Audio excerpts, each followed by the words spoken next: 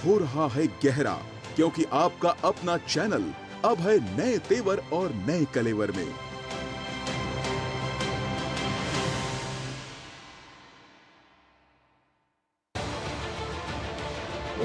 उत्तर से दक्षिण तक, पूर्व से पश्चिम तक, देश हो या दुनिया की खबर है तो पड़ताल जरूरी है।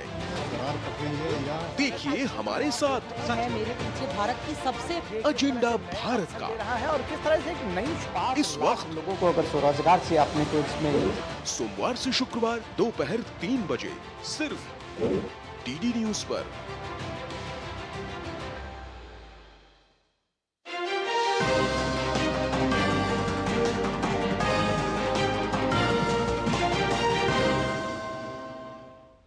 नमस्कार, देख रहे हैं समाचार, आपके साथ मैं हूं पराक्रम सिंह शेखावत। बताएंगे आपको इस वक्त की बड़ी खबरें। शुरुआत करेंगे सुर्खियों के साथ। जम्मू कश्मीर में सुरक्षा स्थिति और अमरनाथ यात्रा की तैयारियों पर नई दिल्ली में 2 दौर की हुई उच्च स्तरीय समीक्षा बैठक। केंद्रीय गृह मंत्री अमित शाह ने की बैठक की अध्यक्षता। उपराज्यपाल मनोज सिन्हा, एनएसए अजीत डोभाल और सेना प्रमुख भी रहे मौजूद।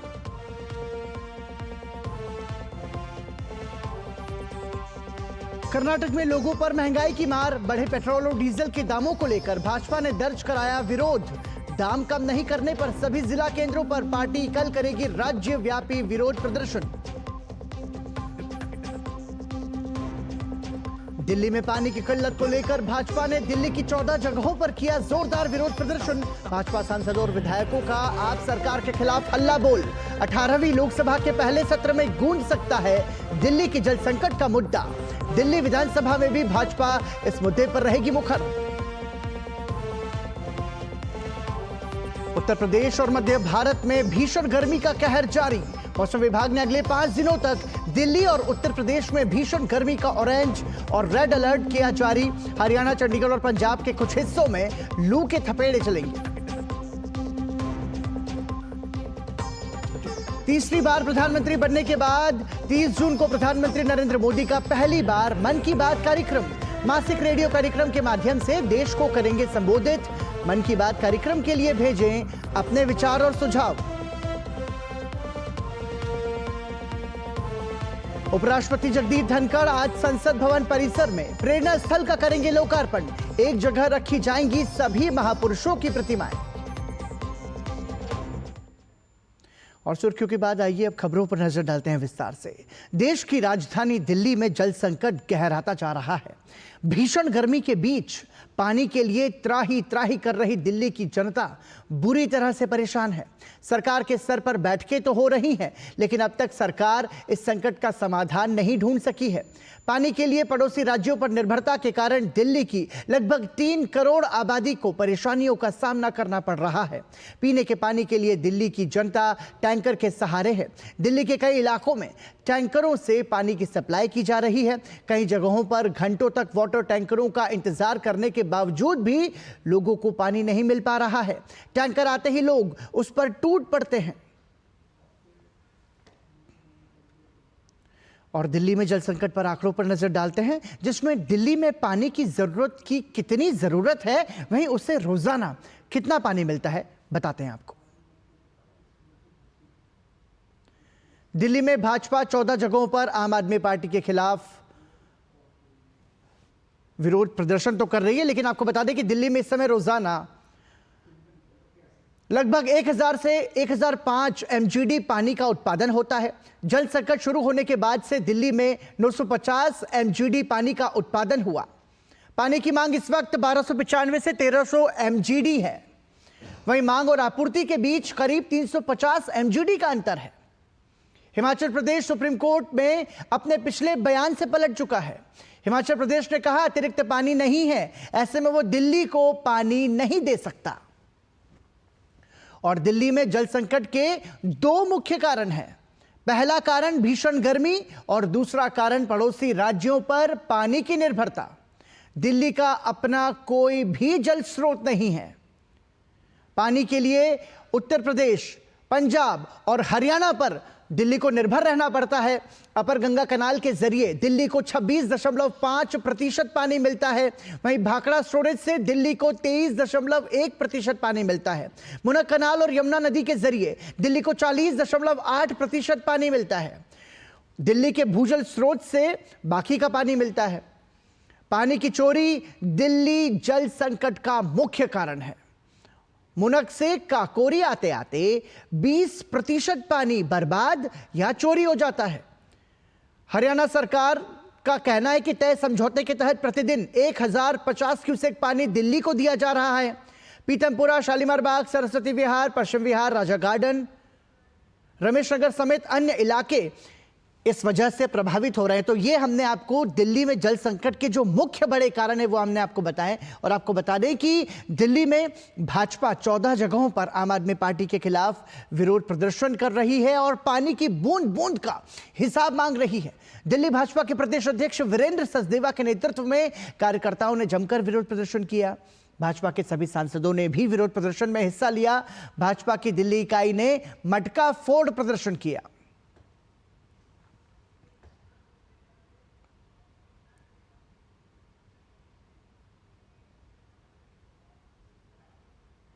और दिल्ली जल संकट पर भाजपा सांसद रामवीर सिंह बिदुड़ी ने कहा कि आपकी गलत नीतियों की वजह से, मतलब आम आदमी पार्टी की गलत नीतियों की वजह से दिल्ली जल बोर्ड 76,000 करोड़ रुपयों के घाटे पर चल रहा है।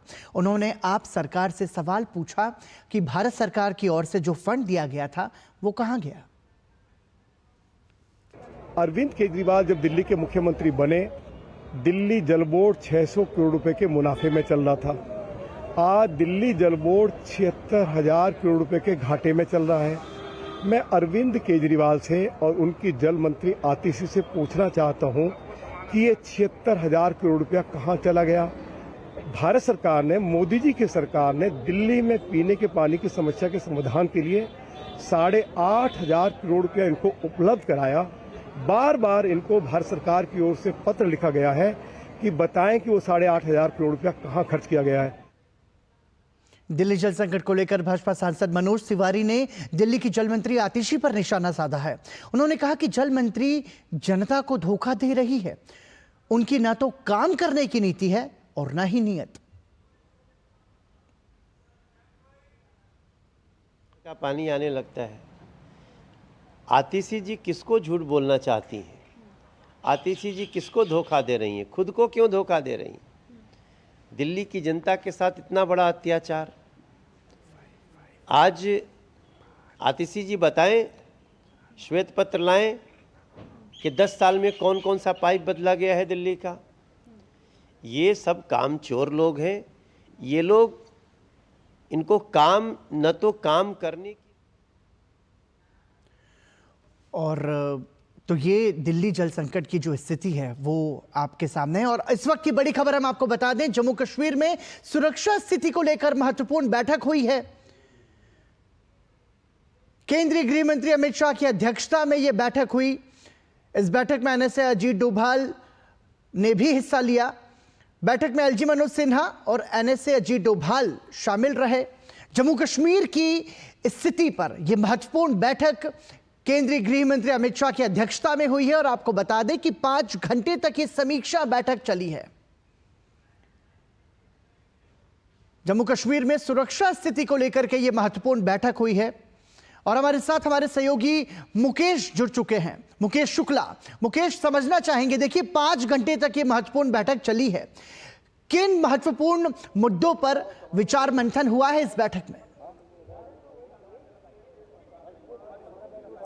हाँ बिल्कुल, जिस तरह से आप देखिए ये बैठक सुबह 11 बजे शुरू हुई। 2 चरणों में ये बैठक हुई। पहले चरण में जम्मू कश्मीर में आतंकवादी जो हमले हुए उन पर यहाँ पर विस्तार से चर्चा की गई। किस तरह से इस अटैक को आगे ना हो, उनको रोका जाए। जो एलओसी से ऑलरेडी यहाँ पर आकर के जो आतंकवादी आ रहे हैं उनको रोका जाए। एलओसी में कितनी सख्ताई करने की ज़रूरत है वो है। और दूसरी अमरनाथ यात्रा जो 2 महीने चलेगी, 29 जून से शुरू होगी, उस पर जो है वो निरंतर बैठक गई। पूरे रोड मैप पर बात की गई विस्तार से, क्योंकि एक बड़ा यात्रा होती है। जिस तरह से यहाँ पर तीर्थ यात्री श्रद्धालु आते हैं और बहुत श्रद्धा से इस यात्रा को करते हैं, तो वो सारे पैरामीटर चेक किए गए। तमाम सिक्योरिटी एजेंसियां, एनएसए के चीफ, एलजी जम्मू कश्मीर के गवर्नर मनोज सिन्हा खुद चेयर कर रहे थे, अमित शाह जी इसको यहाँ पर होम मिनिस्टर, साथ ही साथ जम्मू कश्मीर के सेक्रेटरी, अपने भारत सरकार के सचिव, वो तमाम लोग बैठे थे। आर्मी चीफ मौजूद थे, सीआरपीएफ, बीएसएफ के आला अधिकारी यहाँ पर महानिदेशक मौजूद थे। तो पैनी नजर रखी गई और 5 घंटे की यहाँ पर इस मीटिंग के बाद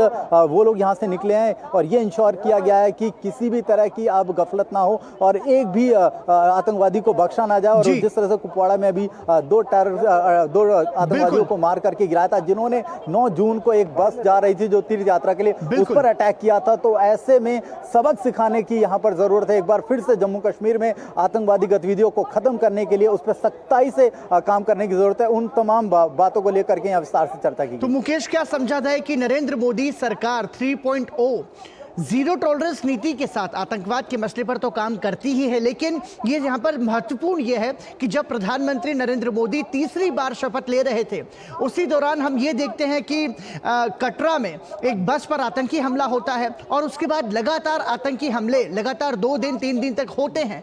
तो ये समझा जाए कि ये बहुत ही एक नेक्सस है और उस नेक्सस को सख्ती से उसके साथ निपटने को लेकर के ये बैठक हुई और इसमें कई सारी महत्वपूर्ण नीतियां भी बनी हुई हैं।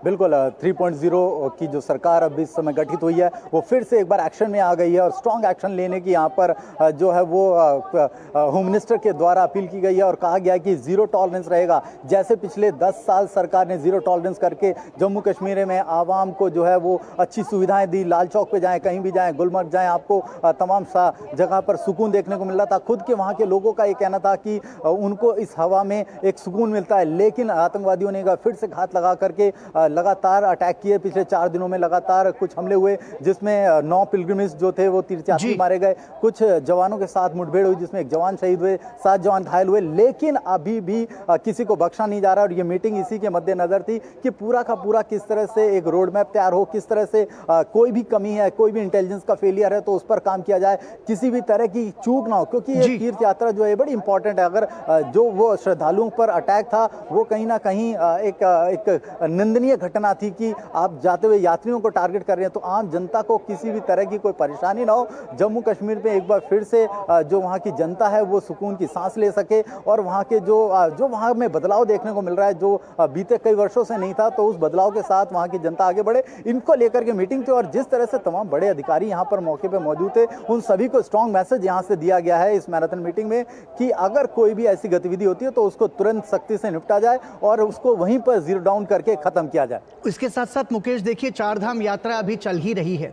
इसके अलावा हमने देखा कि वैष्णो देवी के दर्शन के लिए भी लाखों की संख्या में श्रद्धालु जाते हैं और अब अमरनाथ यात्रा की शुरुआत होने वाली है। ये जो 2 दौर की बैठक चली थी, इसमें जो दूसरे दौर की बैठक थी उसमें अमरनाथ यात्रा की सुरक्षा को लेकर के भी कई सारे मुद्दों पर विचार मंथन हुआ है। जो हमारे पहाड़ी स्थलों पर जो पर्यटन दर्शनीय स्थल हैं, जो तीर्थ स्थल हैं, ऐसे में श्रद्धालुओं की सुरक्षा जो कि सबसे महत्वपूर्ण है, इसको लेकर के किस तरह की तैयारी हो सकती है आपकी नजर में? बिल्कुल, यहाँ पर एक जो स्ट्रॉन्ग यहाँ पर प्रिपरेशन की जाती है हर बार की तरह, और हर बार जो भी फोर्सेस डिप्लॉयड की जाती हैं उनको सख्त हिदायत होती है, बिना परमिशन के, बिना एंट्री पासेस के आपको अलाउ नहीं किया जाता। और सबसे ज़रूरी है कि जम्मू कश्मीर आने के लिए ज़्यादातर लोग रेल यात्रा का सफ़र करते हैं, क्योंकि देश के कोने कोने से लोग आते हैं। कई श्रद्धालु जो हैं वो विदेश से आकर के अमरनाथ यात्रा को पूरा करते हैं, तो एक सबसे जो ज़रूरी वहाँ पर आने जाने का आवागमन है वो रेल है। तो रेल से आने वाले उन तमाम जो भी यात्री हैं उनका बखूबी ध्यान रखा जाए और उसके आगे जो यात्रा और ये जो पूरा रोड मैप है जहां से वो जाएंगे उन तमाम जगहों पर नाकेबंदी की जाएगी, छोटे छोटे स्पॉट लगाए जाते हैं, वहां पर तमाम डिप्लॉयमेंट होता है आर्मी का, और जो एजेंसियां उनके साथ एसोसिएट्स होती हैं, इंटेलिजेंस की एजेंसी एसोसिएट होती हैं। तो बिल्कुल सही आपने कहा कि हर एक व्यक्ति का, हर एक श्रद्धालु का वहां पर बिल्कुल ध्यान रखा जाए। और ये 2 महीने चलेगी यात्रा, तो 2 महीने तक हर एक श्रद्धालु को अच्छे से ट्रीट किया जाए, अच्छे से उनकी यात्रा पूरी, बड़ी इंपॉर्टेंट यात्रा होती है। ऐसे में कोई भी लैप्सेस जो होते हैं वो भारी पड़ सकते हैं। सकते हैं। और अभी जो हाल फिलहाल में छुटपुट घटनाएं हुई, जो आतंकवादी मैसेज देना चाह रहे थे, सरकार एकदम सख्त एक्शन में आ गई है और इस तरह की कोई भी जो गतिविधि है उसको बर्दाश्त नहीं करेगी। 3.0 में भी मोदी गवर्नमेंट उसी एक्शन प्लान पर काम करेगी और जो भी जम्मू कश्मीर के आसपास के, आपने बोला माता वैष्णो देवी जाएं, चाहे और भी वहां पर धर्मस्थल हैं, वहां पर जो भी यात्री जा रहे हैं वो सहूलियत से अपनी यात्रा पूरी कर सकें। और अमरनाथ यात्रा को भी 29 जून से जब शुरू किया जाएगा तो सारे के सारे सिक्योरिटी जो मेजर हैं वो पहले से चेक कर लिए जाएंगे और चुस्त दुरुस्त कर लिए जाएंगे ताकि आगे कोई भी ऐसी घटना ना हो। और एलओसी से जो भी आतंकवादी सीमा उस पार से हमारी तरफ आ रहे हैं उनको रोकने के लिए जो वहां पर फुल प्रूफ काम है वो किया जाए। जिस तरह से वो वेपन लेके आ रहे हैं, इलीगल अपने आर्म्स एंड एम्युनिशंस लेकर के आ रहे हैं, उनको रोका जाए। तो वो तमाम चीजें हैं वो इंटेलिजेंस इनपुट से की जाएंगी और उनको वहीं रोका जाएगा। मुकेश, जिस तरीके से 5 घंटे तक ये समीक्षा बैठक चली है, इससे इशारा साफ है कि जो प्रशासन है, जो गृह मंत्रालय है और जो सरकार है उसकी तैयारी तो पूरी पुख्ता है। लेकिन इसके साथ साथ अब ये समझा जाए कि हमारे जितने भी तीर्थ स्थल है उसमें श्रद्धालुओं की सुरक्षा के लिए पहले से ज्यादा सुरक्षा और ज्यादा व्यापक होगी, जवानों की और ज्यादा तैनाती होगी। तो ये समझा जाए कि किसी भी तरीके से श्रद्धालुओं को परेशानी ना हो और पूरी चौकसी उसको लेकर के बरती जाएगी। ये साफ है कि जीरो टॉलरेंस की जो पॉलिसी है, बिल्कुल। जो भी यात्री यहाँ पर आ रहे हैं, जो भी तीर्थ यात्री यहाँ पर देश के कोने कोने से आ रहे हैं, तो उनके लिए पूरा यहाँ फुल प्रूफ अरेंजमेंट होगा, सिक्योरिटी के पुख्ता इंतजाम होंगे। और ऐसा पहले भी होता था, लेकिन बीच में क्योंकि देश में इलेक्शन थे लोकसभा के और तमाम चीज़ें यहाँ पर एक साथ चल रही थी, तो इसका फायदा उठा करके आतंकवादियों ने एक बार अटैक करने की कोशिश की, कॉमन पीपल्स को अपना शिकार बनाया। लेकिन सरकार देखिए तुरंत हरकत में आई। जैसे सरकार का गठन हुआ, पहली बड़ी बैठक अमित शाह ने यहाँ बुलाई और तमाम आला अधिकारियों को बुला करके स्ट्रॉन्ग मैसेज उन्होंने यहाँ से आज कन्वे किया है, जैसा वो पहले भी करते रहे हैं कि कोई भी गलत गतिविधि, आतंकवादी गतिविधि को बर्दाश्त नहीं किया जाएगा।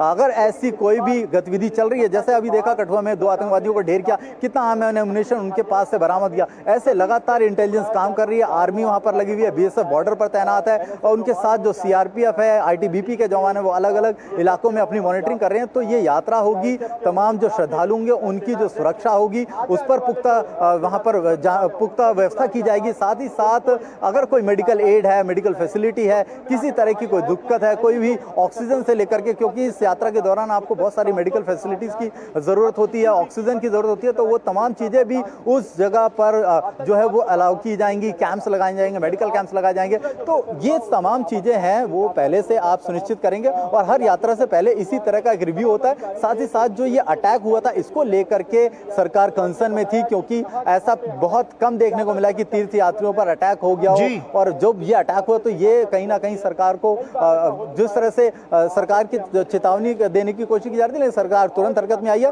और उन्होंने बता दिया कि किसी भी आतंकवादी गतिविधि को बर्दाश्त नहीं जाएगा, किसी भी आतंकवादी को बख्शा नहीं जाएगा, उसकी जो माकूल जगह उसको वहां भेजा जाएगा। बिल्कुल मुकेश, क्योंकि आप ठीक कह रहे हैं, पिछले 10 सालों का यदि हम आकलन करें तो हम ये कह सकते हैं कि इतने सारे तीर्थ स्थल हैं हमारे देश में और हर मौसम में लाखों की संख्या में श्रद्धालु जाते हैं। तो इस तरह की खबरें तो हमने नहीं सुनी थी कि जिसमें तीर्थ यात्रियों पर आतंकी हमला हुआ हो। लेकिन अब जो पिछले 9 जून से लगा करके अब हाल ही के दिनों में जो कुछ तरीके के घटनाक्रम हुए हैं उसमें हम ये कह सकते हैं कि जीरो टॉलरेंस नीति के साथ तो सरकार काम करेगी ही, लेकिन अब क्या ये हो सकता है कि एक तरीके का एक्शन प्लान यहाँ पर तैयार किया गया हो कि किस तरीके से आतंकवादियों का सामना करना है, किस तरीके से इंटेलिजेंस को काम करना है और किस तरीके से तीर्थ यात्रियों के साथ साथ हमारे जो तीर्थ स्थल है उनकी सुरक्षा रखनी है।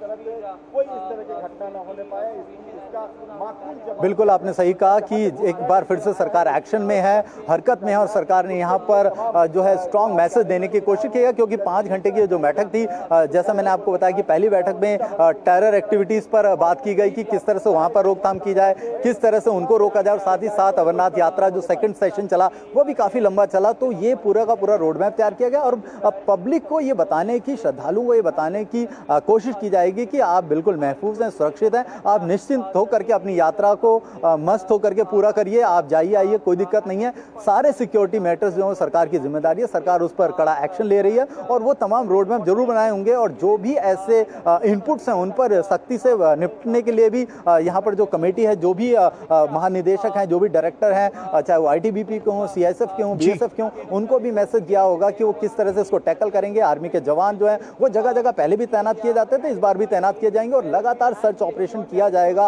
अगर कोई भी ऐसा मैसेज है, जैसे बीते कई दिनों से जम्मू कश्मीर में सर्च ऑपरेशन अभी भी चल रहा है, कुछ आतंकवादियों की तलाश अभी भी चल रही है, तो आप उनको रोकेंगे, उनको उनके साथ जो भी अगर वो सरेंडर करते हैं तो ठीक है, नहीं तो जो भी आर्मी का एक्शन होता है या जो सरकार का एक्शन होता है वो लेगी। लेकिन सिक्योरिटी के लिए कोई भी पैरामीटर यहाँ पर लैप्स नहीं किए जाएंगे, हर पैरामीटर को फुल प्रूफ चेक किया जाएगा। और आप ये देख लीजिए, पूरा का पूरा जो मीटिंग है, ये तमाम वो गाड़ियां आला अधिकारियों की यहाँ पर मौजूद है जो लगातार एक एक करके बाहर आ रहे हैं। अभी से पहले डोभाल साहब यहाँ से बाहर गए, कुछ देर पहले उनके पीछे LG मनोज सिन्हा साहब गए, आर्मी के चीफ यहाँ से निकले। तो ये तमाम लोग यहाँ से निकल रहे हैं और मीटिंग के जो एजेंडा है, मीटिंग का जो मैसेज है वो इनको क्लियर है और उसके साथ ही आगे का अपना प्लान निश्चित करेंगे। बहुत बहुत धन्यवाद मुकेश शुक्ला इस महत्वपूर्ण जानकारी के लिए। तो देखिए, बहुत महत्वपूर्ण एक बैठक हुई है गृह मंत्री अमित शाह की अध्यक्षता में और इस बैठक में 5 घंटे तक ये बैठक चली है, जिसमें जम्मू कश्मीर की सुरक्षा स्थिति को लेकर के कई मुद्दों पर विचार मंथन हुआ है। और अब एक्शन मोड में मोदी 3.0 जो सरकार है वो आतंक के खिलाफ अपना काम और आगे बढ़ाएगी।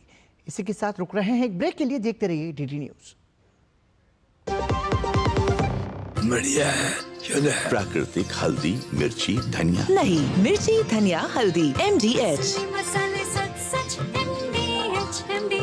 घुटना, कंधा या कमर, चाहे जैसा हो दर्द, डॉक्टर ऑर्थो आपको देता है दर्द से पूरी आजादी। ये कोई टेम्पररी पेन किलर नहीं, आयुर्वेदिक औषधि है। कर्नाटक सरकार द्वारा पेट्रोल और डीजल के दाम बढ़ाए जाने के फैसले का राज्य में विरोध हो रहा है। भाजपा इस मुद्दे पर राज्य की सिद्धारमैया सरकार को जमकर घेर रही है। बढ़ी हुई कीमतों में विरोध में भाजपा ने कल राज्य भर में विरोध प्रदर्शन का ऐलान कर दिया है। आपको बता दें कि कांग्रेस की सिद्धारमैया सरकार ने पेट्रोल के दाम 3 रुपये और डीजल की कीमतों को लगभग 3.05 रुपये प्रति लीटर बढ़ाने का फैसला लिया है। कर्नाटक में नए करों के साथ उपभोक्ताओं को अब पेट्रोल 103 रुपये 84 पैसे प्रति लीटर और डीजल 88 रुपये 93 पैसे प्रति लीटर की कीमत पर मिलेगा।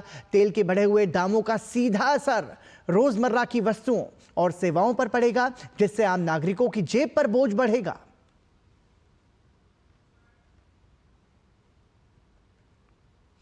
और कर्नाटक में पेट्रोल डीजल की बढ़ती कीमतों पर कर्नाटक के पूर्व मुख्यमंत्री और भाजपा नेता जगदीश शेट्टार ने कहा है कि राज्य सरकार के पास गारंटी योजनाओं और मुफ्त योजनाओं के कारण विकास कार्यों के लिए पैसे ही नहीं है।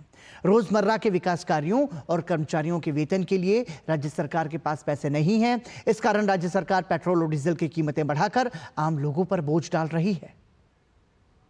Implementation of the guarantee schemes, there is no amount, there is no financial position is good in the state exchequer. So they are spending a lot of amount for implementation of the guarantee schemes. For the day-to-day affairs, for development work and day-to-day for the payment of the salary of the employees and other things, there is no money in the khazana of the state government. For that purpose, they have taken the steps to burdenize the common people, middle class people, by increasing the diesel and petrol price. It is unreasonable. Karnataka Bhajpa अध्यक्ष BY Vijayendra ने भी राज्य सरकार द्वारा petrol और diesel के दाम बढ़ाए जाने को लेकर विरोध दर्ज कराया। उन्होंने कहा कि मुख्यमंत्री सिद्धारमैया के बेवजह की गारंटी लागू होने के कारण राज्य को महंगाई का बोझ उठाना पड़ रहा है। पेट्रोल और डीजल के बढ़े हुए दाम के विरोध में भाजपा कल राज्य भर में प्रदर्शन करेगी। Desperate Chief Minister Siddaramaiah ji, since he is not able to give any new programs in the state of Karnataka simply because of their guarantee. See, after Lok Sabha elections, now they have increased the price of petrol and diesel by 3 rupees and 3 rupees 50 paise. this will cost dearly for all the sections of the people in the entire state. So urge Honorable Chief Minister to take back this decision immediately. Tomorrow we have organized protest across the state, and we are not going to keep quiet till the rates increase has been taken back. केंद्रीय मंत्री प्रहलाद जोशी ने तेल के दाम बढ़ाने को लेकर कर्नाटक सरकार को घेरा है। उन्होंने कहा कि राज्य सरकार ने जो आधी अधूरी गारंटी लागू की है उसके कारण कर्नाटक में पेट्रोल के दाम बढ़े हैं। उन्होंने कहा कि मोदी सरकार दाम को नियंत्रण में करने की कोशिश कर रही है, लेकिन कर्नाटक सरकार ने अचानक दाम बढ़ा दिए। प्रहलाद जोशी ने कहा कि अगर राज्य सरकार ने बढ़े हुए दाम वापस नहीं लिए तो भाजपा इसका विरोध करेगी। कर्नाटक सरकार ने बिना सोच बिना प्लानिंग आधा अधूरा गारंटी जो लागू किया है, उसके कारण देश में सबसे ज़्यादा पेट्रोल और पेट्रोलियम प्रोडक्ट, पेट्रोल डीजल का दाम कर्नाटक में ज़्यादा हुआ है। मोदी सरकार संवेदनशील के साथ ये प्राइस कंट्रोल में रखने के लिए बहुत ही कोशिश कर रहा है, लेकिन कर्नाटक सरकार ये दाम अचानक दोबारा बढ़ा दिया है। इसके परिणाम क्या होता है? हर एक एसेंशियल कमोडिटीज का दाम जो है, जो हम डेली यूज करते हैं, उसका दाम बढ़ेगा। मैं इसका खंडन करता हूं। तुरंत इसको रोल बैक करना चाहिए, और ये नहीं करते तो भारतीय जनता पार्टी अंत तक इसमें हम लड़ेंगे। केंद्रीय शिक्षा मंत्री धर्मेंद्र प्रधान ने नीट यूजी मामले में सामने आई गड़बड़ियों को लेकर सख्ती दिखाई है। धर्मेंद्र प्रधान ने कहा इस मामले को सरकार ने गंभीरता के साथ लिया है। उन्होंने छात्रों और अभिभावकों को आश्वासन दिया कि जो भी दोषी होगा उसके खिलाफ सख्त कार्रवाई होगी। नीट एग्जामिनेशन में कुछ विसंगतियां कुछ जगह की, स्पेसिफिक जगह की ध्यान में आई है। सरकार उसकी सुधार के काम पे लगी है। जहां जहां इस प्रकार की गड़बड़ियों की सूचना पुख्ता जानकारी के साथ अभी मिल रहा है, उस पर स्पेसिफिक कार्रवाई भी कोर्ट की संज्ञान में रखते हुए सुप्रीम कोर्ट ने सारा विषय को एक नज़र रखी है। कोर्ट की निगरानी में सारा विषय को किया जा रहा है। नीट जैसे महत्वपूर्ण परीक्षा 100% पारदर्शी हो, ये हम उसके लिए कमिटेड है। सरकार उसके लिए प्रतिबद्ध है। उसमें जो भी गड़बड़ी में दोषी पाए जाएंगे, वो एनटीए भी हो तो भी उसको बख्शा नहीं जाएगा। उस पर कड़ी से कड़ी कार्रवाई की जाएगी, शीघ्र ही की जाएगी। मैं स्टूडेंट्स को आश्वस्त करना चाहता हूं। उपराष्ट्रपति और राज्यसभा के सभापति जगदीप धनखड़ आज शाम संविधान सदन के गेट 7 के सामने नवनिर्मित प्रेरणा स्थल का उद्घाटन करेंगे। इस अवसर पर राज्यसभा के उपसभापति और संसदीय कार्य मंत्री भी उपस्थित रहेंगे। कार्यक्रम में राज्यसभा और लोकसभा के सभी सदस्यों को भी आमंत्रित किया गया है। संसद भवन परिसर में महान नेताओं और स्वतंत्रता सेनानियों की प्रतिमाएं स्थापित हैं। इन महान भारतीयों ने हमारे देश के इतिहास, हमारे सांस्कृतिक पुनर्जागरण और हमारे स्वतंत्रता संग्राम में महत्वपूर्ण योगदान दिया। ये प्रतिमाएं परिसर में अलग अलग स्थानों पर स्थित थीं, जिससे आगंतुकों के लिए उन्हें ठीक से देखना मुश्किल हो जाता था।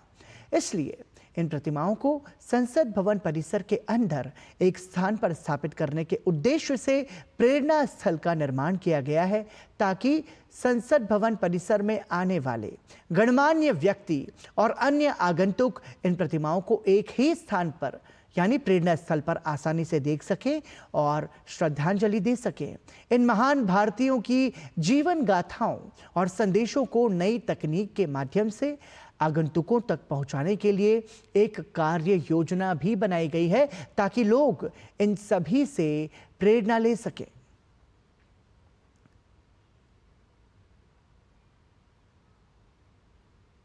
और संसद परिसर में बनाए गए प्रेरणा स्थल का आज उपराष्ट्रपति जगदीप धनखड़ लोकार्पण करेंगे। इसकी जानकारी देते हुए लोकसभा अध्यक्ष ओम बिरला ने कहा कि संसद परिसर के अंदर लगी सभी महापुरुषों की भव्य प्रतिमाओं को एक स्थान पर नियोजित कर प्रेरणा स्थल बनाया गया है, जिससे कि संसद में आने वाले पर्यटकों के साथ नई पीढ़ी को उन महापुरुषों के इतिहास की जानकारी मिल सकेगी। राष्ट्रपिता महात्मा गांधी हो, बाबा साहब अम्बेडकर हो, महाराणा प्रताप हो,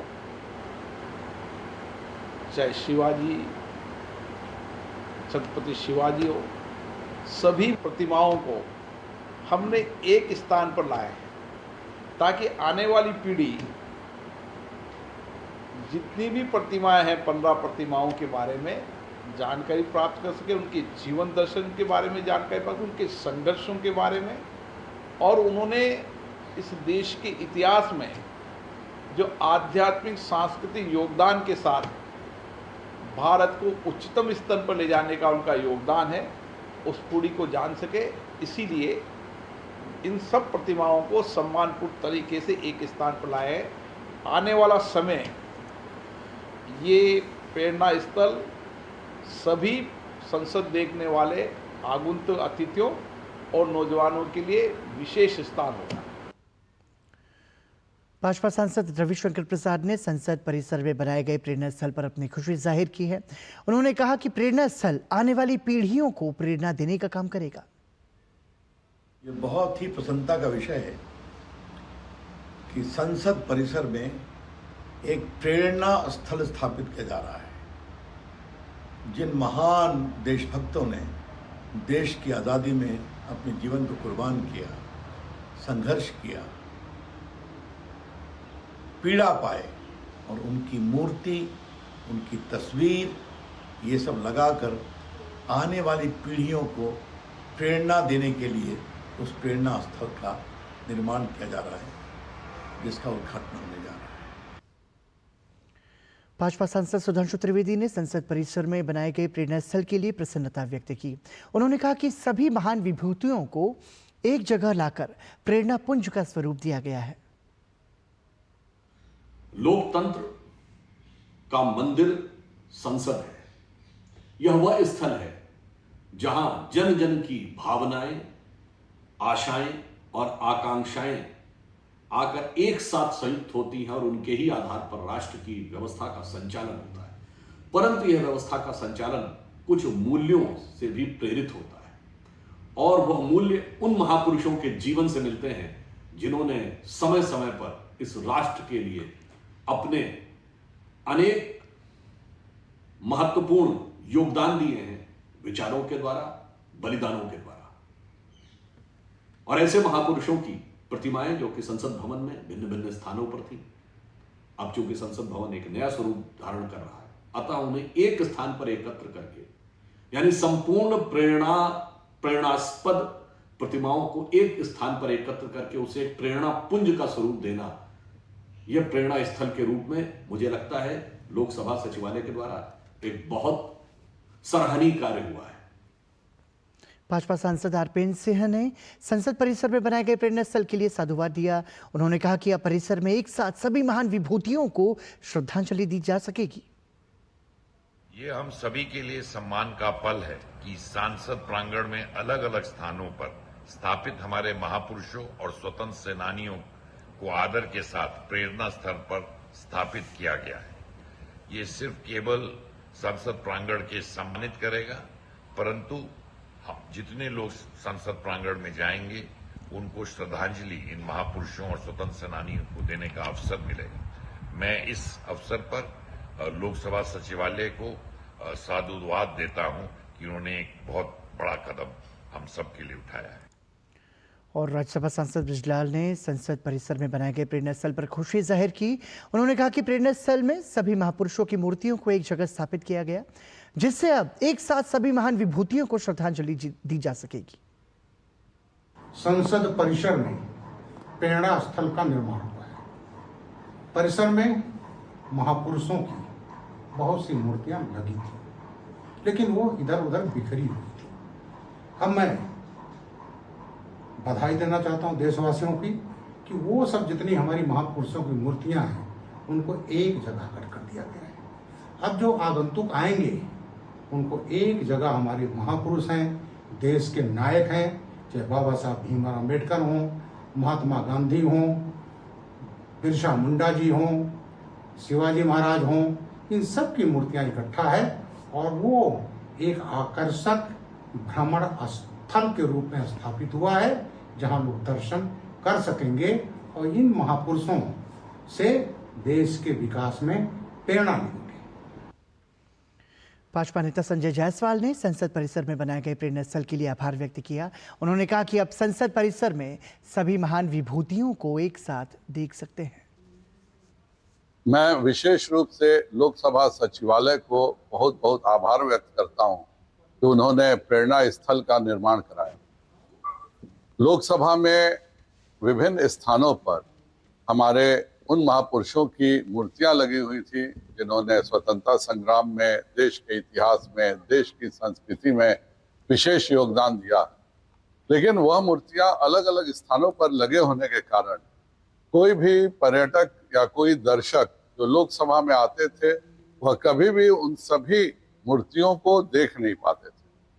आज प्रेरणा स्थल का निर्माण करके आप उन सभी विभूतियों की मूर्तियों को देख सकते हैं, अपनी सांस्कृतिक विरासतों को जान सकते हैं। इसके लिए माननीय प्रधानमंत्री जी, माननीय लोकसभा के अध्यक्ष महोदय और लोकसभा सचिवालय के सभी हमारे लोगों को बहुत बहुत धन्यवाद। संसद परिसर में बनाए गए प्रेरणा स्थल को भाजपा के वरिष्ठ नेता लक्ष्मीकांत वाजपेयी ने बेहद महत्वपूर्ण बताया है। उन्होंने कहा कि सभी महापुरुषों की मूर्तियां एक ही स्थल पर लगे होने से लोग एक ही स्थान पर महापुरुषों को नमन कर उनके बारे में जान सकेंगे। संसद भवन में विभिन्न स्वतंत्रता संग्राम सेनानियों की, शहीदों की मूर्तियां लगी हुई थी, लेकिन प्रशासन ने यह तय किया कि इन सब मूर्तियों को एक स्थल पर लाकर और प्रेरणा स्थल के रूप में उसको विकास किया जाए।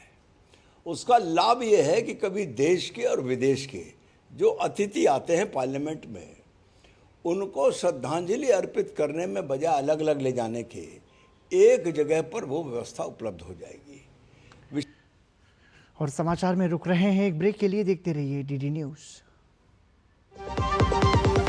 जीरा से प्यास बुझाएं, डाइजेशन के लिए मस्त, शरीर में नमक पानी का बैलेंस बनाए। सिप सिप जीरा सिप, जीरा सिप, इंडीज का जल्दी और जीरा सिप, जीरा सिप, जीरा सिप।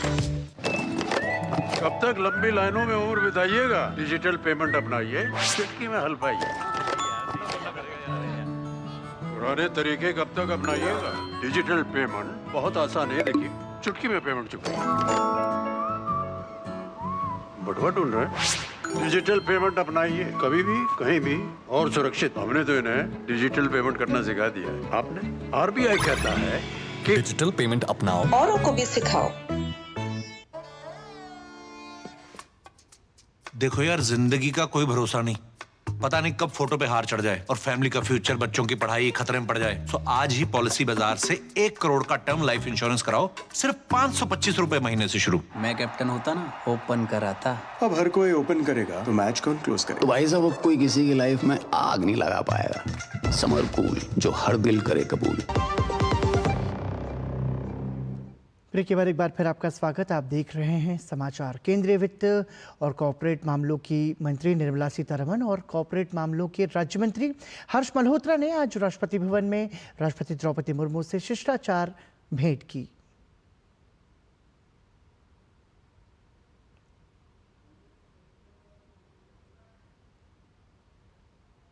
तीसरी बार प्रधानमंत्री बनने के बाद प्रधानमंत्री नरेंद्र मोदी पहली बार मन की बात कार्यक्रम के माध्यम से देश को संबोधित करेंगे। मासिक रेडियो कार्यक्रम मन की बात का आयोजन 30 जून रविवार को देश भर में भव्य स्तर पर आयोजित किया जाएगा। इस कार्यक्रम के लिए आप भी अपने विचार और सुझाव साझा कर सकते हैं। प्रधानमंत्री नरेंद्र मोदी उनमें से कुछ चयनित विचारों और सुझावों को अपने कार्यक्रम में शामिल करेंगे। प्रधानमंत्री नरेंद्र मोदी ने ईद उल अजहा के पवित्र त्योहार के अवसर पर बांग्लादेश की प्रधानमंत्री शेख हसीना को पत्र लिखकर बधाई दी। प्रधानमंत्री ने बांग्लादेश के लोगों को भी ईद उल अजहा की हार्दिक शुभकामनाएं दी हैं। अपने पत्र में प्रधानमंत्री नरेंद्र मोदी ने लिखा कि त्योहार हमें बलिदान, करुणा और भाईचारे के मूल्यों की याद दिलाता है, जो एक शांतिपूर्ण और समावेशी दुनिया के निर्माण के लिए आवश्यक है। ढाका स्थित भारतीय उच्च आयोग ने बताया कि प्रधानमंत्री ने ईद उल अजहा को बहुसांस्कृतिक विरासत का अभिन्न अंग बताया। इसके साथ ही प्रधानमंत्री मोदी ने प्रधानमंत्री शेख हसीना के अच्छे स्वास्थ्य और खुशहाली की कामना की। बांग्लादेश सहित दुनिया भर में 17 जून को ईद उल अजहा मनाया जाएगा। भारत के उत्तर और मध्य भाग के कई हिस्सों में भीषण गर्मी का प्रकोप जारी है और 19 जून तक ऐसी ही स्थिति बनी रहने की संभावना है। मौसम विभाग ने अगले 5 दिनों तक दिल्ली और उत्तर प्रदेश में भीषण गर्मी का ऑरेंज और रेड अलर्ट जारी किया है। दिल्ली और उत्तर प्रदेश, मध्य प्रदेश, बिहार, हरियाणा और चंडीगढ़ के कुछ हिस्सों में 44 से 46 डिग्री सेल्सियस तक के बीच तापमान दर्ज किया जा रहा है। तो उत्तर प्रदेश के प्रयागराज में न्यूनतम तापमान ने पिछले 127 साल का रिकॉर्ड तोड़ दिया है। भीषण गर्मी के मद्देनजर उत्तर प्रदेश में कक्षा 1 से 8 तक के स्कूलों को छुट्टी दे दी गई है। 24 जून तक इन छुट्टियों को बढ़ा दिया गया है। मौसम विभाग ने मेघालय में इस महीने की 19 तारीख तक और असम में 17 से 19 तारीख के बीच भारी वर्षा की संभावना व्यक्त की है।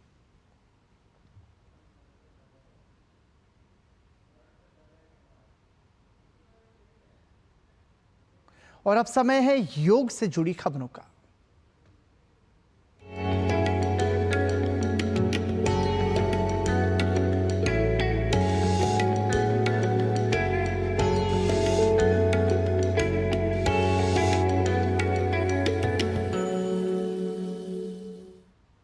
अंतर्राष्ट्रीय योग दिवस से पहले प्रधानमंत्री नरेंद्र मोदी ने प्रतिदिन एक योगासन से जुड़ा वीडियो शेयर कर रहे हैं। प्रधानमंत्री ने आज भी योग पर एक वीडियो साझा किया है। आज के वीडियो में उन्होंने पादहस्तासन का नाम का एक योगासन साझा किया है। साथ ही पादहस्तासन से होने वाले फायदे के बारे में बताया है। निरंतर रूप से पादहस्तासन करने से पेट से संबंधित समस्याओं जैसे अपच, मांसपेशियों की कमजोरी, पेट का फूल जाना, इन सब में लाभ मिलता है। प्रधानमंत्री द्वारा साझा किए गए इस वीडियो से आप भी आसन को सीख सकते हैं और रोजाना अपने रोजमर्रा के योग में इसे शामिल कर सकते हैं।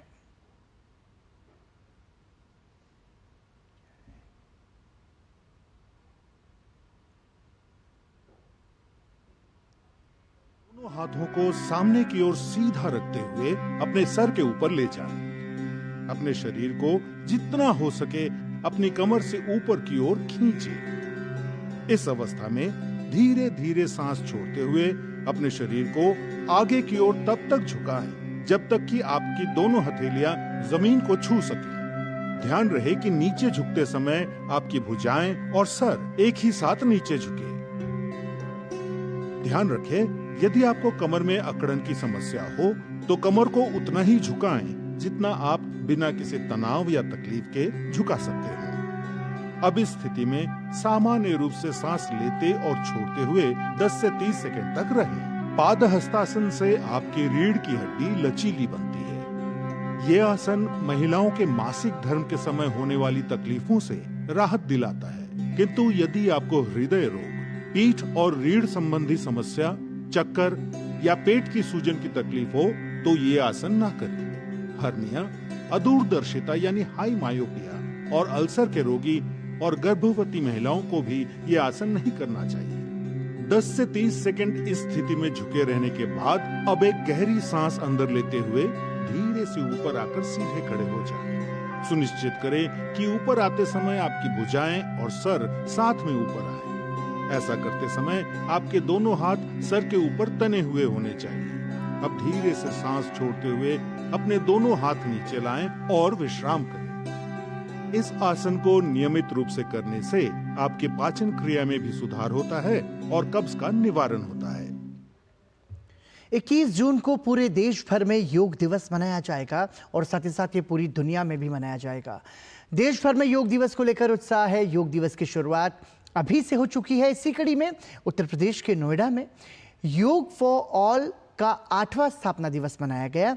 इस अवसर पर अलग अलग प्रस्तुतियां दी गईं, जैसे मंगलाचरण, नृत्य, आसनों की प्रस्तुतियां भी दी गईं और साथ ही साथ गीत भी इसमें शामिल है। इस कार्यक्रम में महिलाओं ने भी बढ़ चढ़कर हिस्सा लिया और समाज में एक संदेश देने का प्रयास किया गया। योगा फॉर ऑल का 8वां स्थापना दिवस नोएडा स्थित सेक्टर 21 में धूमधाम से मनाया गया। शंखनाद से कार्यक्रम का शुभारंभ हुआ। परम योगी के वंदन क्रम में कल्पना द्वारा प्रस्तुत किया गया मंगलाचरण नृत्य। ग्लोबल योग मिशन के द्वारा आयोजित ये कक्षाएं निरंतर आयोजित की जा रही हैं। प्रेरक बात यह है कि इन कक्षाओं में 70% महिलाएं योगाभ्यास करती हैं। योगाभ्यास के साथ साथ हर उत्सव को इस प्लेटफॉर्म के माध्यम से मनाया जाता है। इस वार्षिकोत्सव पर भी योग साधिकाओं ने आसनों की प्रस्तुति दी। हमारी कक्षा में 80% महिलाएं हैं और हर आयु वर्ग की महिलाएं हैं, मोस्टली 60 से ऊपर। हमारी कक्षा की जो वरिष्ठ साधिकाएं हैं उनकी एज है 85, जो रेगुलर आती हैं। ऐसे ही साधक भी हैं जिनकी एज है 85 होने वाली है और हमारी कक्षा बहुत ही बढ़िया से चल रही है। इस अवसर पर कक्षा की वरिष्ठ साधिकाओं द्वारा गीत के माध्यम से रोचक ढंग से योग की प्रस्तुति के साथ ही कवयित्री सीमा सिंह ने कविता के माध्यम से योग साधना की महत्ता पर प्रकाश डाला। सभी लाइनें व्यस्त मत किया करो, थोड़ी हंसी ठिठोली किया करो। मैं पर्सनल एक्सपीरियंस से कह सकती हूँ कि योग से बहुत फ़ायदे होते हैं। आपका शरीर निरोग रहता है, आपकी ब्रीदिंग की प्रॉब्लम नहीं होती, बॉडी भी बिल्कुल एक्टिव रहती है।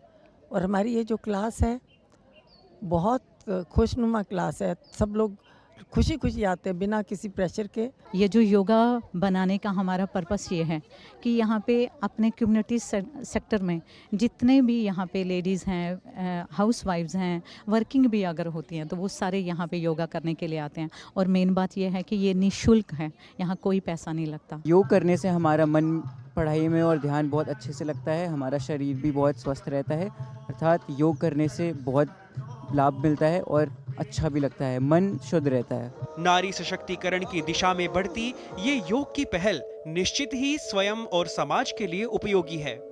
ऐसी कक्षाएं समग्र समाज के लिए प्रेरणा बनकर उभरती हैं। गवीश द्विवेदी की रिपोर्ट, डीडी न्यूज।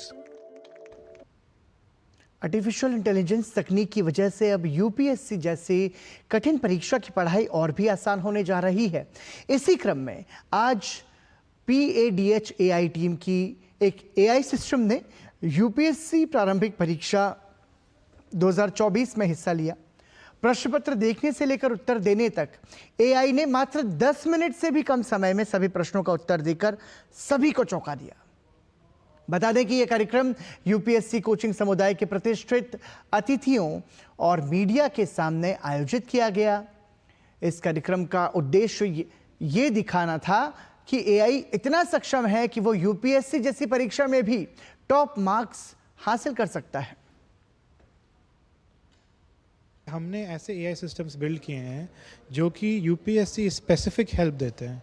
उन्होंने यूपीएससी के लिए स्पेसिफिकली ट्रेन किया गया है एंड वो यूपीएससी के बच्चों को हेल्प करते हैं to become the best they can. हमारे सिस्टम्स आज हमने डेमोन्स्ट्रेट किया लाइव ऑन यूट्यूब, जहाँ पे we can show that the UPSC का पेपर प्रीलिम्स 2024 जो कि अभी जस्ट आधे एक घंटे पहले कंप्लीट हुआ है, वो पेपर हम AI के through in less than 7 minutes solve कर सकते हैं and to end. And not can only solve it, हमारा AI is capable of qualifying exam अपने आप पे। हम एक नई क्रांति ला रहे हैं उन सभी बच्चों के लिए जो कि 2 लाख 4 लाख की फ़ीस अफोर्ड नहीं कर सकते हैं एंड वो चाहे कहीं भी हो इंडिया में, वो हमारे AI सिस्टम से फ्रीली बेनिफिट कर सकते हैं। ये AI system is available on the play store. और यहाँ रुक रहे हैं एक ब्रेक के लिए, देखते रहिए DD news.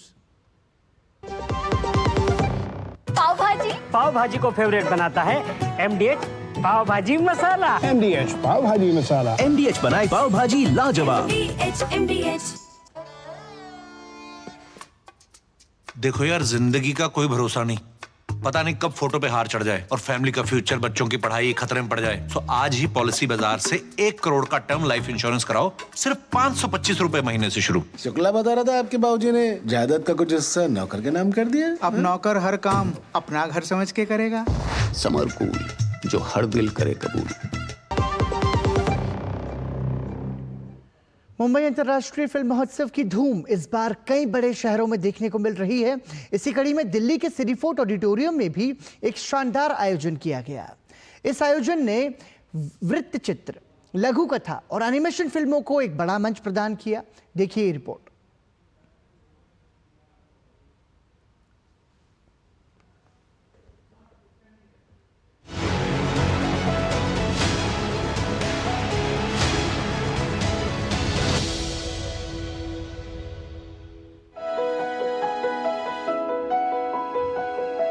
Mumbai international film festival, जिसका आयोजन इस बार मुंबई के साथ साथ दिल्ली, चेन्नई और कोलकाता में भी किया जा रहा है। और आइए सीधा रुख करते हैं इलेक्शन कमीशन की प्रेस वार्ता पर। मुंबई चुनाव आयोग इनफॅक्ट जे ईव्हीएम आहे तेच नॉन कम्युनिकेबल किंवा स्टँड अलोन सिस्टीम आहे, त्याला कुठलंही कम्युनिकेशन किंवा OTPची गरज नाही, हेच आम्हाला स्पष्ट करायचं होतं। त्याच्यासाठीच आपल्याला सगळ्यांना हे स्पष्टीकरण देण्यासाठी आपण बोलवलं। ही अत्यंत चुकीची बातमी त्या वर्तमानपत्राने दिलेली आहे। आम्ही त्या वर्तमानपत्राला आज नोटीसही इश्यू केलेली आहे। सेक्शन 499 आणि 505 जे डिफॅमेशन आणि जे मिड डे वर्तमानपत्र आहे त्यांच्या एडिटरला आम्ही आज नोटीस इश्यू केलेली आहे। चुकीच्या बातम्या, कुठलंही तथ्य न असलेल्या आणि कुठलंही त्याच्याबद्दल तपासणी करूनही न करता बातम्या दिल्याबद्दल त्यांना आम्ही नोटीस इश्यू केली आहे। 499 ऑफ IPC।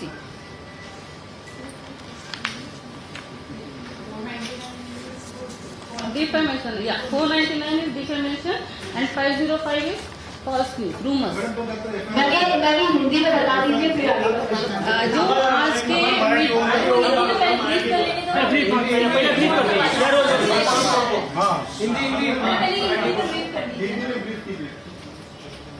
जो आज एक मिड डे न्यूज़पेपर में एक खबर आई थी कि heading is Ravindra bikers scheme had phone that unlocks EVM। सो यहाँ इलेक्शन डिपार्टमेंट की तरफ से हमें ये कहना है कि EVM के लिए कोई अनलॉकिंग के लिए OTP नहीं आता है। EVM ये एक स्टैंड अलोन डिवाइस है, उसमें कोई वायर्ड और वायरलेस कम्युनिकेशन का कोई प्रोविजन है ही नहीं। सो जो ये जो न्यूज़ है वो गलत न्यूज़ है और किसी भी आधारहीन न्यूज़ है without any verification. In fact, other day some reporter from Midday, I think the same one, I tried explaining him that it is no way related, कि मोबाइल से कुछ नहीं होता है। इट्स जो काउंटिंग प्रोसीजर होता है वो रिजल्ट सेक्शन में प्रेस जो बटन होता है रिजल्ट बटन, वो प्रेस करने के बाद ही डिस्प्ले होता है। और वो पोल डे को जब EVM सील होता है तो पोलिंग एजेंट्स भी होते हैं और काउंटिंग के दिन भी जब रिजल्ट सेक्शन प्रेस होता है काउंटिंग एजेंट्स होते हैं। सो इलेक्शन कमीशन की अपनी एक प्रोसीजर है, सेट सिस्टम ऑफ प्रोसीजर है, प्रोटोकॉल्स है, वो पूरी तरह से फॉलो करके ही ये काउंटिंग हुआ है। सो ये गलत न्यूज़ के लिए हमने जो कंसर्न न्यूज़। तो मुंबई चुनाव आयोग की प्रेस वार्ता को आप सुन रहे थे, जिसमें उन्होंने स्पष्ट किया कि एक अखबार में छपी खबर का खंडन करते हुए उन्होंने ये कहा कि जो EVM मशीन है उसमें OTP का किसी तरीके से कोई ऑप्शन और फोन का उसका कोई कनेक्शन नहीं होता। EVM machine itself a stand alone device, ये स्पष्टीकरण दिया एक खबर के प्रकाशन के बाद में मुंबई चुनाव आयोग ने। बढ़ते हैं आगे। T20 क्रिकेट विश्व कप के सुपर 8 की तस्वीर अब लगभग साफ हो चुकी है। वहीं भारतीय टीम ने अपने ग्रुप में शीर्ष पर रहते हुए अंतिम 8 में अपनी जगह पक्की करने में सफलता पा ली है। ग्रुप स्टेज में कैसा रहा भारतीय क्रिकेट टीम का प्रदर्शन, देखिए हमारी खास रिपोर्ट। भारतीय क्रिकेट टीम ने T20 क्रिकेट विश्व कप में अपने पहले पड़ाव को पार कर लिया है। ग्रुप चरण में अपने शानदार अभियान के बाद अब रोहित शर्मा की अगुवाई वाली टीम इंडिया सुपर 8 में अपने विजय रथ को आगे ले जाने को लेकर बेताब है, जहां टीम का पहला मुकाबला 20 जून को अफगानिस्तान के खिलाफ खेला जाना है। अगर ग्रुप मैचों की बात करें तो अपने ग्रुप में भारत का प्रदर्शन शानदार रहा है। भारतीय टीम ग्रुप स्टेज में एक भी मैच नहीं हारी। टीम इंडिया ने लगातार 3 मैचों में जीत हासिल की। ग्रुप के अपने पहले मैच में भारत ने आयरलैंड को 8 विकेट से हराकर विश्व कप में अपने अभियान की शुरुआत शानदार अंदाज में की। इसके बाद पाकिस्तान के साथ खेले गए हाई वोल्टेज मैच को भारत ने 6 रन से अपने नाम करने में सफलता हासिल की। भारतीय टीम ने अपने जीत के सिलसिले को जारी रखते हुए ग्रुप के अपने तीसरे मैच में अमेरिका को 7 विकेट से पराजित करके शीर्ष पर अपनी स्थिति को और मजबूत कर लिया, जबकि कनाडा के साथ ग्रुप दौर का आखिरी मुकाबला बारिश की भेंट चढ़ गया। ऐसे में टीम इंडिया अपने ग्रुप में शीर्ष पर रहते हुए सुपर 8 में अपनी जगह पक्की करने में सफल रही। अमेरिका के ड्रॉप इन पिचों पर हर टीम के बल्लेबाज संघर्ष करते नजर आए। हालांकि इस पिच पर भारत के गेंदबाजों का दमदार प्रदर्शन देखने को मिला। भारतीय तेज गेंदबाजों ने तकनीकी समझ और परिस्थितियों को समझकर पिच का फायदा उठाया, चाहे वो जसप्रीत बुमराह हो, अर्शदीप सिंह हो, हार्दिक पांड्या या मोहम्मद सिराज। हर गेंदबाज ने अपनी धारदार गेंदबाजी से विपक्षी टीम के बल्लेबाजों को धूल चटा दी। ग्रुप चरण के मैचों में कप्तान रोहित शर्मा, ऋषभ पंत और सूर्य कुमार यादव द्वारा रन जुटाना टीम के लिए फायदेमंद रहा। हालांकि इस दौरान रोहित के साथ ओपनिंग करने उतरे विराट कोहली का बल्ला खामोश रहा। उन्होंने 3 मैचों में कुल 5 रन बनाए, जिसमें अमेरिका के खिलाफ 0 पर आउट होना भी शामिल है। उम्मीद है वेस्टइंडीज की धरती पर खेले जाने वाले आगे के मुकाबलों में विराट कोहली अपने पुराने फॉर्म में वापसी करते नजर आएंगे। Sports desk, DD news. और इसी के साथ ही समाचार में अभी के लिए इतना ही, लेकिन डीडी न्यूज पर खबरों का सफर जारी है। तब तक के लिए नमस्कार।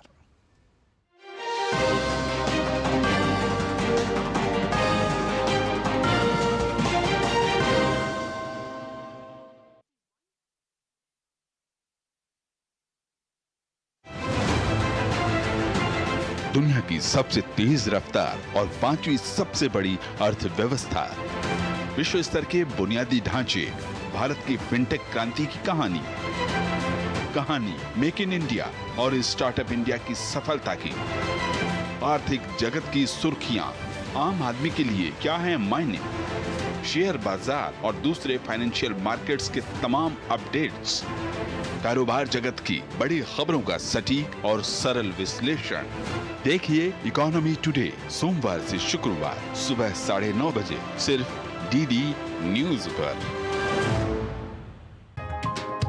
चाय की प्याली के साथ खबरों से भरी नई सुबह, देश की राजनीति, आम जन की कहानी, विदेशों की हलचल, कारोबार का गुणा भाग, खेल का मैदान, मनोरंजन और ज्ञान विज्ञान, विरासत और संस्कृति के साथ सेहत की बात और ग्लैमर का तड़का। सोमवार से शुक्रवार सुबह 8 से 9 बजे। सुकून से भरा नया सवेरा।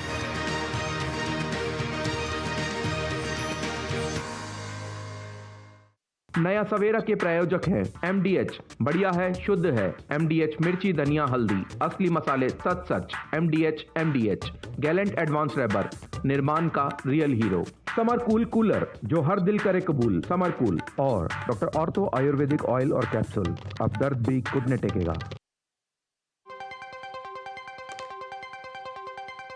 राजनीति की चाल से दुनिया के हाल तक, खेल के मैदान से किसान के खलियान तक, दिन भर की हर छोटी बड़ी खबर को समेटे खबर के हर किरदार को दिखाते हैं हम। डीडी न्यूज का प्राइम टाइम शो, सटीक और भरोसेमंद खबरें, खबर ही नहीं खबर का विश्लेषण भी, नए तेवर, नए कलेवर, नई धार और नई रफ्तार के साथ देखिए न्यूज नाइट हर रात 8 बजे सिर्फ डीडी न्यूज पर। न्यूज नाइट के प्रायोजक हैं MDH, बढ़िया है, शुद्ध है। MDH मिर्ची, धनिया, हल्दी, असली मसाले, सच। MDH गैलेंट एडवांस रबर, निर्माण का real hero. Goldie kitchen king masala, Goldie मसाले, जहां जाएं रिश्ते बनाएं, गोल्डी मसाले और डॉक्टर ऑर्थो आयुर्वेदिक ऑयल और कैप्सूल, अब दर्द भी घुटने टेकेगा। स्वास्थ्य से जुड़ी महत्वपूर्ण बात, देश के प्रख्यात विशेषज्ञों के साथ व्यस्त जीवन में रखें अपने स्वास्थ्य का ध्यान। सेहत के लिए जरूरी है पोषण, साथ ही रोजाना करें व्यायाम। कैसे हो रोग के लक्षणों की पहचान, बीमारियों की कैसे करें रोकथाम। यदि आप हैं किसी रोग से परेशान, फोन और ईमेल के माध्यम से पूछें अपना सवाल, विशेषज्ञों से मिलेगा सही समाधान। देखिए स्वास्थ्य से जुड़ा विशेष कार्यक्रम टोटल हेल्थ हर शनिवार और रविवार सुबह 8:30 बजे सिर्फ डीडी न्यूज पर। राष्ट्रीय खबरें हो या अंतर्राष्ट्रीय मुद्दे की बात, राजनीति से जुड़ा हर पहलू, साथ ही बिजनेस का उतार चढ़ाव, खेल जगत की अपडेट से लेकर मनोरंजन की छोटी बड़ी हलचल, वहीं बड़ी खबरों की संपूर्ण कवरेज, ताकि आप रहें खबरों के बीच। देखिए मिड डे प्राइम सोमवार से शुक्रवार दोपहर 1 बजे।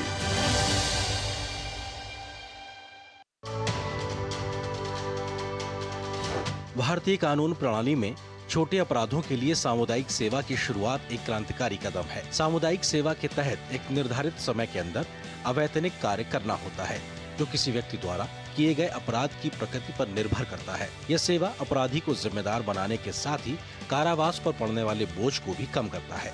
सामुदायिक सेवा जरूरत